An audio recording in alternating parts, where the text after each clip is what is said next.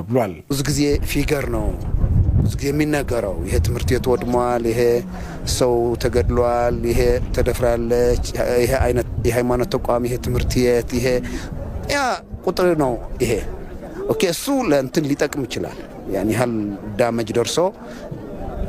በዚህ መጠን ደግሞ መልሰን እንሰራዋለን ማለት ይቻላል። ትልቁ ጉዳት በትግራይ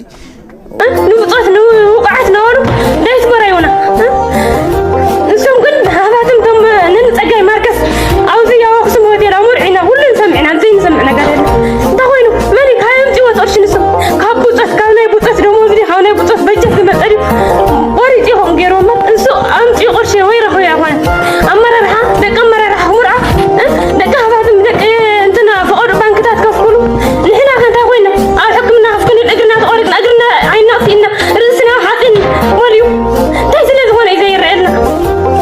እዚ ብደንብ ገይሩ ክርአየሎ እዚ ናብዚ የምፂና ብስሩ ካልኣይ ከዓ ምግቢ ዝበሃል ብሱር ምግቢ ዝበሃል የለን ተኣይፊ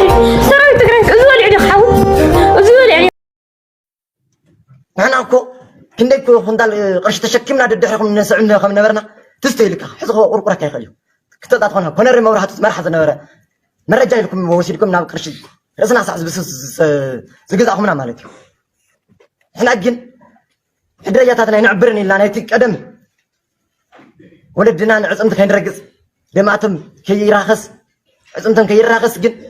ኣብዚ መድረኽ እዚ ኣብፅሕነን ብመንግስቲ ብህዝቢ ዝተመረፀ መንግስቲ ናብ መረበቱ መሊስናዮ ኣብ ኢድ ፀላእ ዝነበረ መሬትና ኣረኪብናኩም ኣጨቢጥናኩም ካብዚ ዘለና ዓቕብ እንታይ ኢና ክንወኩም ህይወትና እውን ከፊልና ልኩም ቀፂልና መፅና ናብ 2010 ወላ ጌታቸው ረዳ ምንም ይሰርሐልናን ሕጂ እውን ምንም ለውጢ ኣይረኸብናን። ኣብዚ ህዝቢ ሰራዊት መይርዎ ገሊ መንከሱ ተታሚሙ ገሊ ኢዱ ሓቂፉ ወዲ 9 ወርሒ እንታይ ዝሓቆፈ ይመስል ገሊና ከዓ ነርቢ እግርና ነጎተና ንኸድ ኣለና ንዓመረ እዩማ ራይ ትግራይ ማን እዙይ ማን ኣይንቀሳቐስ እዚ የለን ትጅማት የለን ካበይና ክነምፆ كم يجري عن السنة تغلى إسكابي خسر سريح قبل الحزاني ما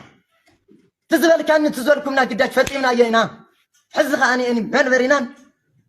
تكبنا من كسا قصينا هونا نسمعنا بميديا دياسبورا زلا أخو جنزب أبي تأتو أميديا جن بعد ما يبارن مال بطت سمعهم معهم 13 مليون يعلفكم هم يعلفنا يا رب مقالة فين في مقالة في 204 مالتي عارفيو ياسبر أنا وقاينها عمش سنتين نتملكوكم بس كم ناركم تحلفوا أتصرف ويا عفنوا وتقليلكم كم ميدياتات أروحنا كن تجي سمعنا إذا حشنا أنا أقول بس جمركم أنا سيتقرأكم تطمي لكم يا وسن كنت هذا لا تطمي كرك فلوه كابو بتفتي ما كنت تحرك فلوه